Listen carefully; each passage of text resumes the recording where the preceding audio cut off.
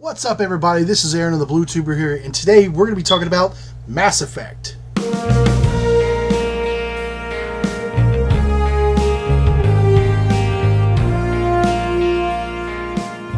Now, the intent of this video originally was going to be, I was going to list the top 10 Mass Effect squad mates / companions that you can get throughout all three games. But when I was in the middle of trying to come up with my list, there was one thing that I realized.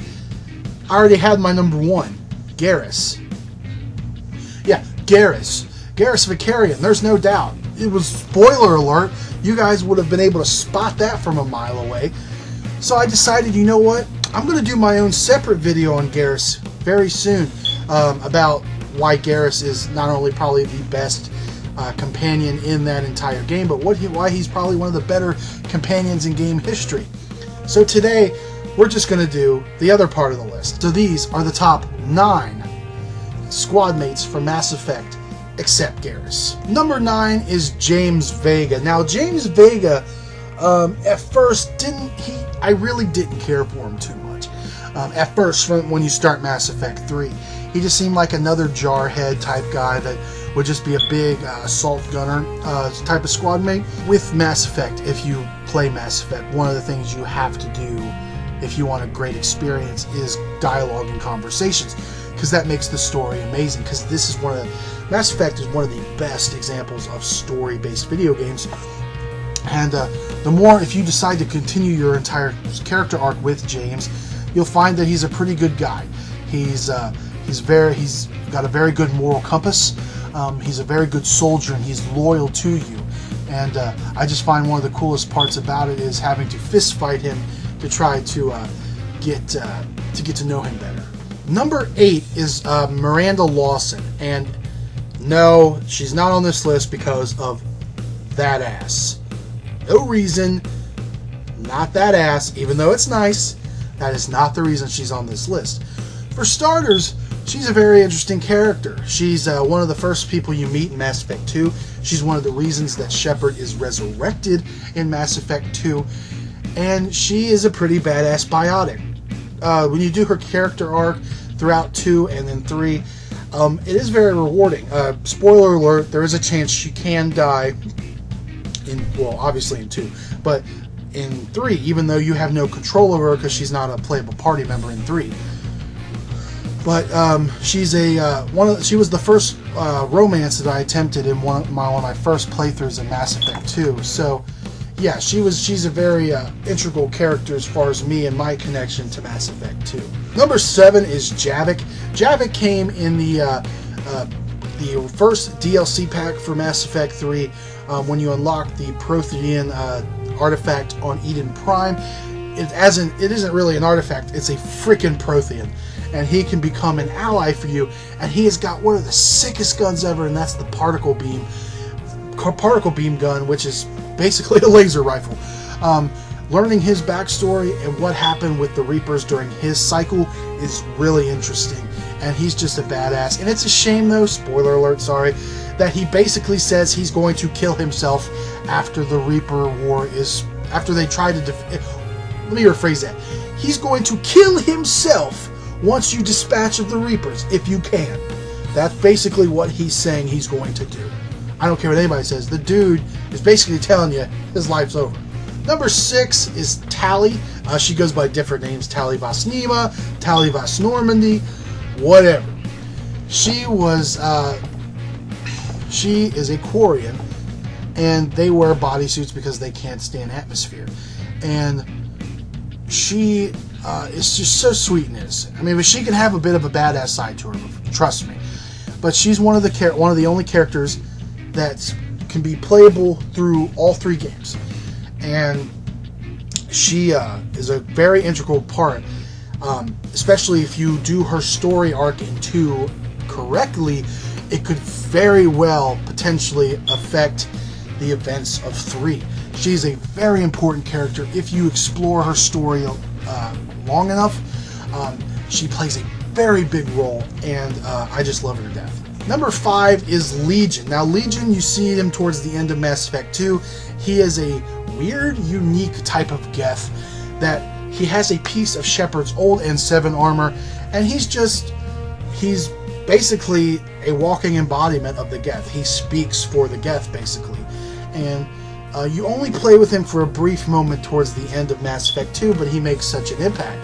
And then in Mass Effect 3, you unfortunately don't get to play as him, but you go inside of his consensus and you start to learn more about him and the history between the Quarians and the Geth, and it really explains a whole lot.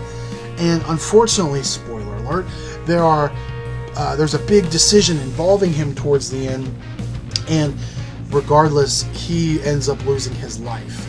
He basically dies. I wish he could have carried on more.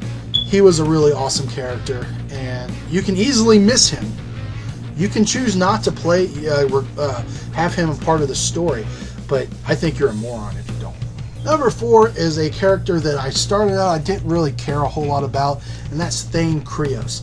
But Thane really grew on me, especially when I used my female Shepard file, and he was the first one that I romanced. I didn't romance really anybody in the first one, and then in the second one with the same character, I romanced him. He's just a badass assassin, and it's just really a shame that he, spoiler alert, dies in 3, because he was just cool. I mean, of course, you knew eventually he was going to perish because he's got the Drell syndrome, and it's just, I wish we could have got a lot more of him in 3. I mean, he basically saves your life. He also saves the counselors' lives, and he basically sacrifices himself. He doesn't die immediately, but he does go out in a heroic way, and it can be very emotional, especially in his deaths. We're going in the top 3 here, and number 3 is going to be Urdnot Wrex. Urdnot Wrex holds a very special place in my heart because in Mass Effect 1, I only used 2 squad members, and that was Wrex and Garrus. This is how I picture it. Shepard, Garrus, and Wrex were the 3 amigos. That's it. Nobody else. We were the perfect team. I loved the banter between Garrus and Wrex. I thought Wrex was pretty awesome. It was cool to see Wrex, if he's alive at the end of 1, be the leader of the Krogans that you go when you go to Tuchanka, and then you can eventually play a little bit of him. He can be a part of your squad a little bit during the Citadel DLC, which was pretty cool. My first playthrough of Mass Effect, I was so depressed because I really loved Wrex, and at the time I didn't realize the implications of doing loyalty missions, and I didn't do Rex's loyalty mission, and I was forced to go be at odds with him over the genophage, and Ashley killed him. I refused to kill him, hoping that nothing would happen, and then Ashley kills him, which is why I let Ashley die on Vermeer. Any hooser, Wrex is pretty badass. He's an awesome guy. He's way better than Reeve. Fuck Reeve. Wrex is awesome. Number 2 is Mordin Solus. Now, Mordin started off as a really annoying character when you meet him in Omega in Mass Effect 2, but he's just got a weird charm about him that eventually just grows on you, and I really like Mordin. I think Mordin's a badass. He's a badass nerdy character, if you will. He goes off on these little rambling tangents, and sometimes you have to tell him to shut the fuck up, and that's what's great. I was very conflicted in Mass Effect 3 because I didn't want to lose the Krogans, and I'm loyal to Rex's character, but in order to be loyal to Wrex, there's a cost. See, that's what BioWare did with that. You can't always get everything you want. I want Wrex to live because I'm loyal to him, but by doing so, Mordin has to die in an explosion on Tuchanka. Spoiler alert!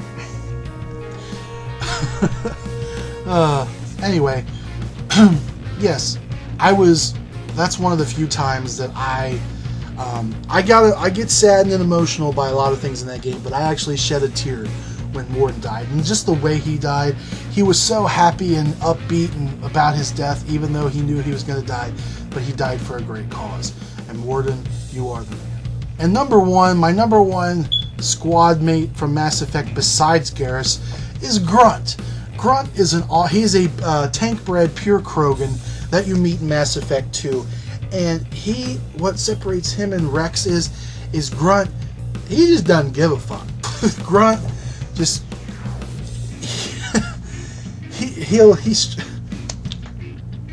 Grunt doesn't know what it's like to live. Basically, he's tank-bred. He's waking up and he's got all these memories and he doesn't know what to do with them. You go with him and you help him through the Krogan trials to earn his spot in Rex's clan and to be considered a pure Krogan. He's just badass. Since Rex wasn't in Mass Effect 2, I find myself using Grunt as his replacement with Garrus, the Dream Team that I mentioned earlier.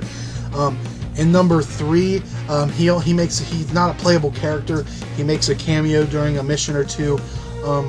He's just badass, and I think that he was one of the highlights of Mass Effect 2.